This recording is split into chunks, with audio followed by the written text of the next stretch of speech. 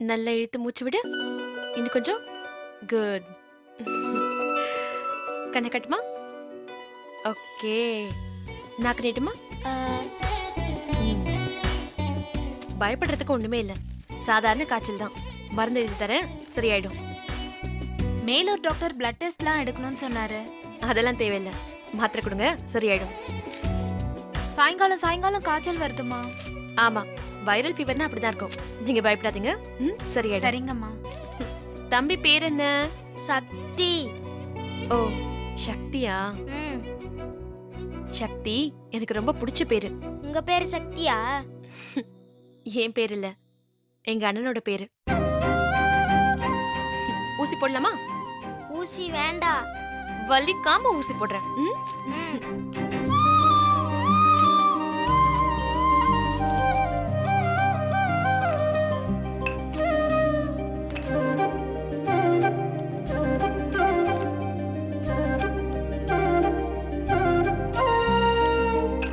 Ready? அம்மா பாருங்க, அம்மா பாருங்க. இங்க நீங்க பாருங்க. பிடிச்சுக்கோங்க. அம்மா ஒண்ணும் பாரு, இல்ல, அம்மா ஒண்ணும் இல்ல. பாரு. அம்மாவை பாருங்க. அங்க பாருங்க, அங்க பாருங்க. அப்படிதான், அங்கதான் பார்க்கணும். அவ்வளவுதான், முடிஞ்சிருச்சு.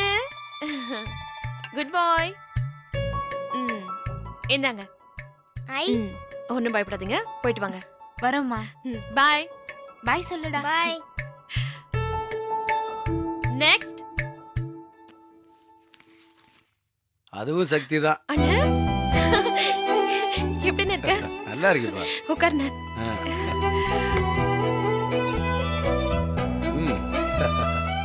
ஆண்டாளு, உன்னை இப்படி பாக்குறப்ப ரொம்ப பெருமையா இருக்குப்பா. இந்த பெருமைக்கெல்லாம் நீயும் தானே ஒரு காரணம்.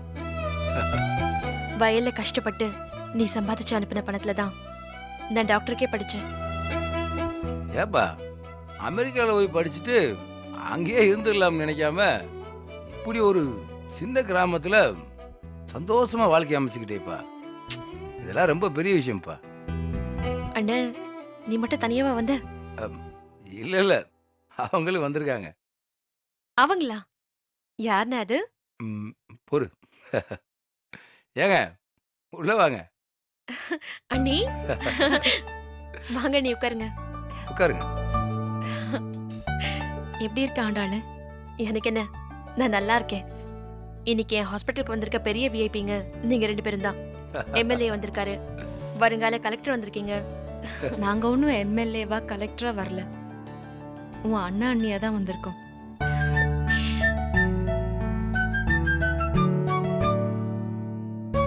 அடடடடா, இது எத்தனை நாளா? எது? ஹாஸ்பிட்டல்ல திறந்ததுல இன்னைக்கு எனக்கு சந்தோஷம். அதை விட பெரிய சந்தோஷம் நீங்க 2 பேரும் ஜோடியா வந்தது. நீங்க உங்க வாயாலேயே அண்ணா அண்ணின்னு சொன்னது. அது ஒன்னும் சொல்ல வேண்டாம். இப்போதைக்கு இது போதும் எனக்கு. சரி, நான் போய் ஹாஸ்பிட்டல்ல சுத்தி பார்த்துட்டு வரேன். சரிங்க அண்ணி.